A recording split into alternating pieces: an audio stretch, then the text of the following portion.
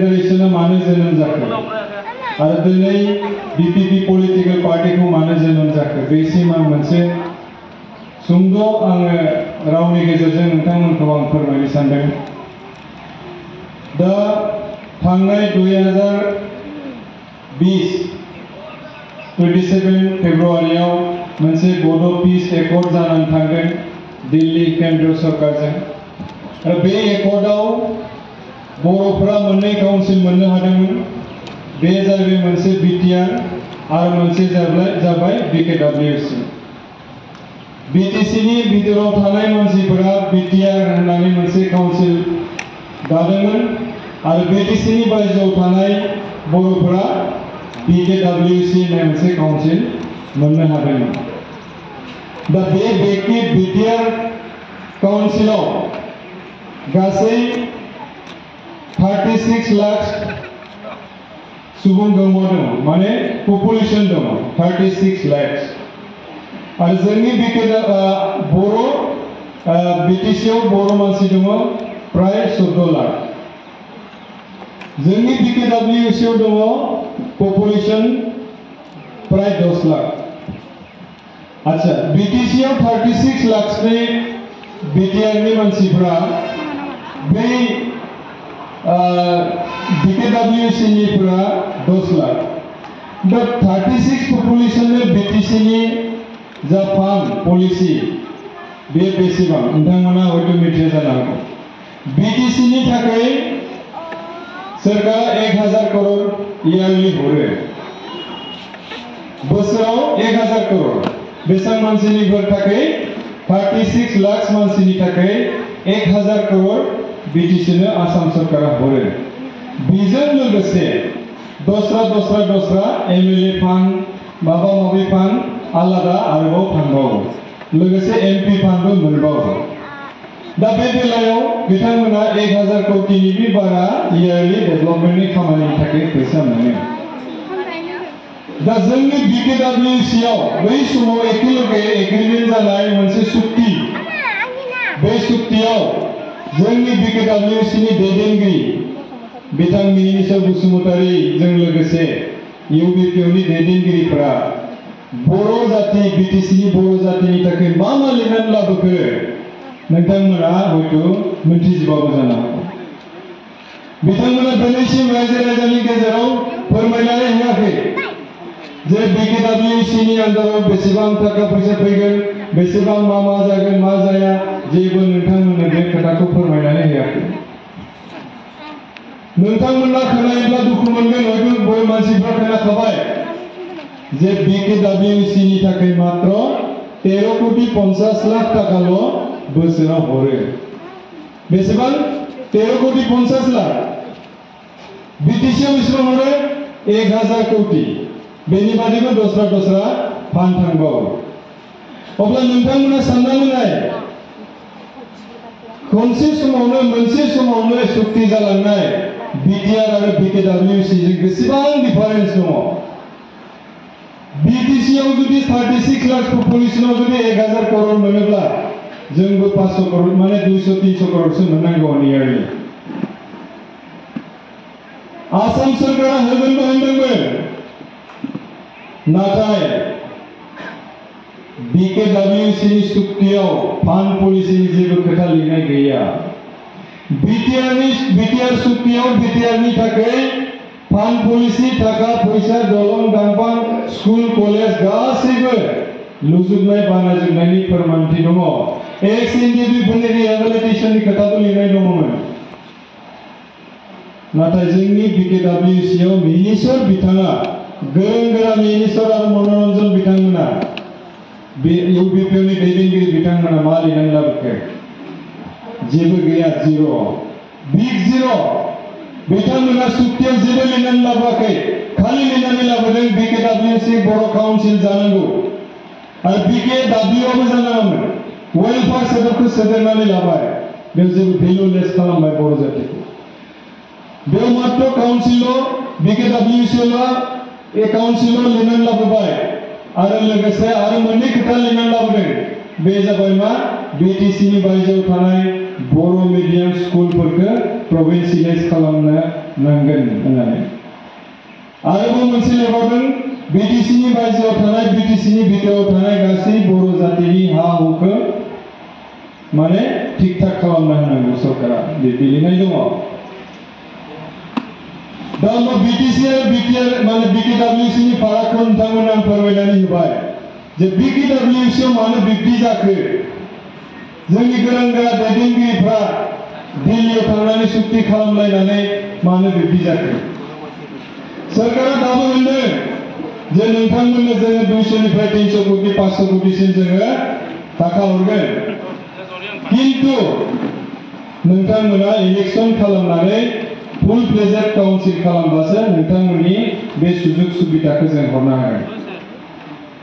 बै खोथाखौ दिनैनिफ्राय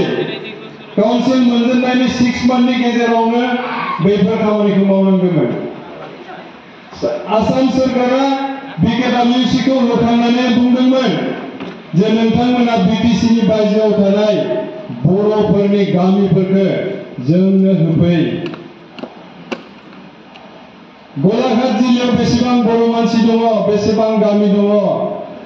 कामरुप मेट्र'आव बेसेबां गामि दङ बेसेबां बर' मानसि दङ धेमाजियाव बेसेबां बर' मानसि दङ बेसेबां गामि दङ बे गासैबो लिस्टफोरखौ जोंनो होफै बेनिफ्राय जाय जाय काउन्सिलनि सिङाव दङ बे काउन्सिलनिफ्राय एनअसि लानानै फै मिसिं काउन्सिलनिफ्राय एनअसि लानानै फै राभा काउन्सिलनिफ्राय एनअसि लानानै फै बेनिफ्राय नोंथांमोना भिलेज नटिफिकेशनखौ कमप्लिट खालाम आरो माने कन्स्टिटिउशनखौ कमप्लिट खालाम होनानै बिथांमोननो 6 मान्थ टाइम होदों बै 6 मान्थआव बिथांमोना जेबो खामानि मावनो हायासै भिलेज नटिफिकेशनाथ' गोजानाव दोन बिथांमोना दिनैसिम बेसेबां पपुलेसन दङ बिटिसिनि बायजोआव बर'फ्रा आसाम सरकारा मोनथिजोबा 6 मासनि उनाव बिथांमोना एक्सटेनसन लाय दिनै 5 बोसोर जालायलांबाय दिनैसिम